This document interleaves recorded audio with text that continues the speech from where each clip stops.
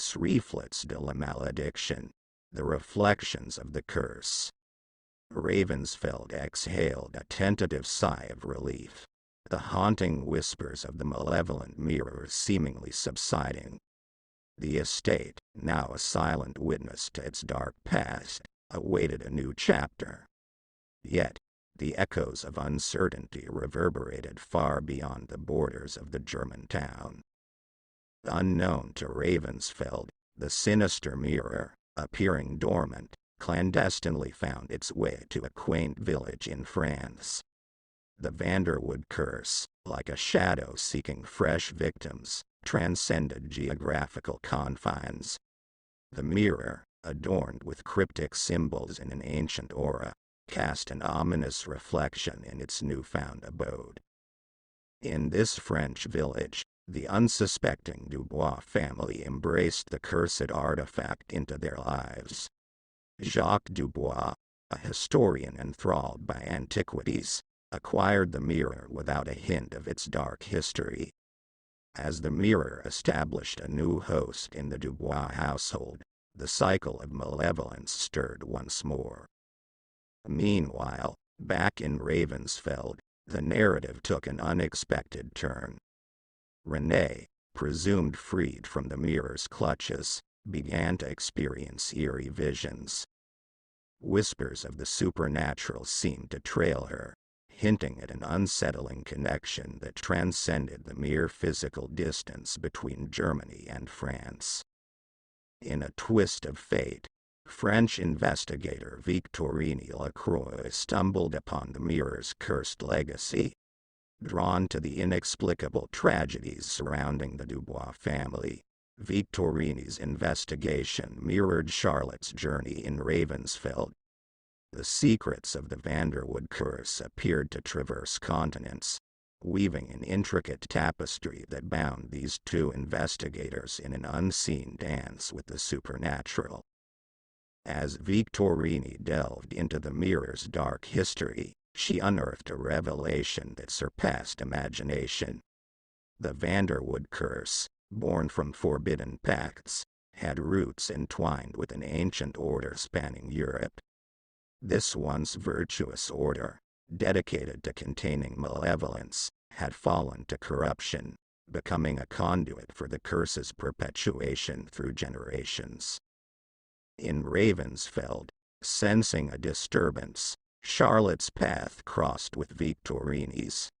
Together, they unraveled the threads connecting the cursed mirrors in France and Germany. The investigators discovered that the mirrors were not mere artifacts but interconnected portals through which malevolent spirits sought liberation. The climax unfolded with Renee, now haunted by visions that transcended time and space, becoming a conduit between the two mirrors. Bound by an unholy pact forged centuries ago, the mirrors pulsed with an otherworldly energy that threatened to engulf both the Dubois and Watson families. A ritual, uncovered through ancient texts and shared revelations, emerged as the key to breaking the curse that spanned Germany and France.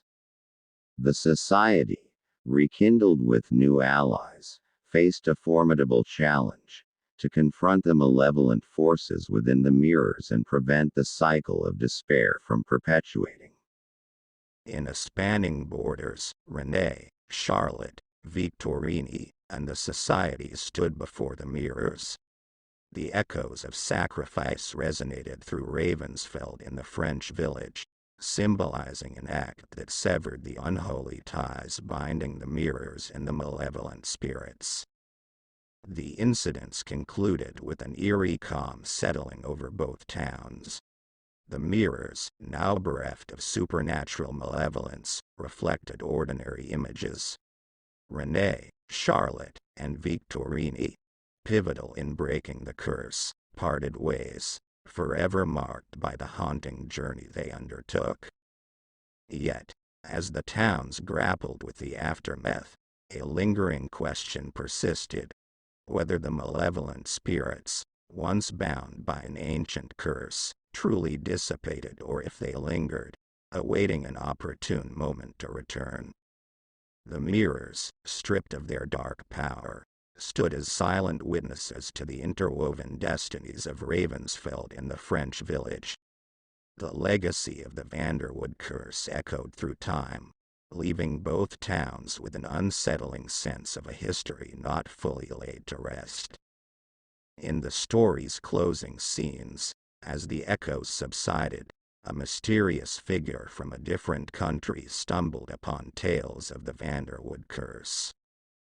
Artifacts associated with the mirror's dark history found their way to a new land, leaving a chilling realization: the malevolent forces, though momentarily contained, were far from vanquished. The mirrors, now seemingly subdued, hinted at a restless spirit, suggesting that their next destination might unfold in a different country. The cycle of despair, it seemed, was bound to continue, leaving readers with an unsettling anticipation of what lay beyond the story's final pages. Journey of the Mirror. From Germany to France. In the heart of Ravensfeld, amidst the echoes of a tragic past, an antique mirror lay dormant, concealing a malevolent force. Mr. Abernathy, an unsuspecting antique collector, purchased the mirror at an auction, unaware of the centuries-old curse veiled within its ornate frame. As the mirror found a new home, its reflective surface harbored a sinister secret that yearned for a new canvas. The estate echoed with whispers, but Abernathy dismissed them as mere figments of imagination. However, the mirror, attuned to his skepticism, orchestrated subtle occurrences, a faint reflection that lingered longer than usual, shadows that seemed to occur with a life of their own. The mirror's grudge fed on Abernathy's growing unease. One fateful evening, as Abernathy hosted a gathering, the mirror seized the opportunity to extend its influence. The reflective surface, seemingly innocent, subtly drew guests into its captivating gaze. Each passing gaze unknowingly became a connection, a conduit for the mirror's supernatural energies. As the night unfolded, a mysterious figure, Nathalie Dubois, a French art connoisseur, found herself drawn to the antique mirror. The mirror, sensing her affinity for the mystical, saw in Nathalie a vessel ripe for its influence. The moment Nathalie laid eyes on the mirror, a connection formed, unseen and insidious. In the days that followed, whispers of the chateau, a majestic estate in the French countryside, reached Nathalie's ears. Unbeknownst to her, the mirror subtly manipulated the information, planting the idea that the chateau held the key to unraveling the mysteries of her newfound obsession. Driven by an inexplicable compulsion, Nathalie embarked on a journey to France, bringing the mirror with her. The chateau, with its centuries-old history and enigmatic past, became the ideal setting for the mirror's next chapter. The mirror craved the energy of a new environment, and the chateau, steeped in rich tales of the supernatural, was the perfect stage for its malevolence to unfurl. As Nathalie introduced the mirror to the chateau, the estate itself seemed to respond. Whispers echoed through its halls, shadows danced with an ethereal grace, and the mirror's reflection gained an otherworldly vibrancy. The mirror reveled in its newfound home, orchestrating a series of strange events that stirred the chateau's dormant energies. The climax unfolded as Nathalie, now intertwined with the mirror's influence, unraveled the secrets of the chateau. The mirror's dark energies fused with the supernatural aura of the estate, creating a potent force that transcended the boundaries of its cursed history. The story concluded with an eerie calm settling over the chateau, as if the malevolent forces within the mirror and the estate had found a harmonious union. Meanwhile, Ravensfeld, now freed from the mirror's curse, remained oblivious to the mirror's migration to the chateau. Yet, as the final pages turned, a subtle foreshadowing emerged. Whispers of an unsatisfied hunger lingered in the chateau, hinting that the mirror's malevolence might not be contained. The next destination, obscured in the shadows of the supernatural, awaited its turn to become the stage for the mirror's insatiable appetite for despair. Few years later, Nathalie Dubois became the unsuspecting custodian of the chateau's dark secret. The mirror, now a part of the estate's rich tapestry, subtly continued its manipulations. The supernatural energies within the chateau interwove with the mirror's malevolence, creating an atmosphere that intrigued but unnerved anyone who entered. As tales of the chateau's mysteries spread, a new generation of curious minds found themselves drawn to its enigmatic allure. Visitors experienced inexplicable phenomena, fleeting shadows, ghostly whispers, and reflections that seemed to harbor a life of their own. The mirror reveled in the attention, savoring the fear it instilled in those who dared to venture into the chateau's depths.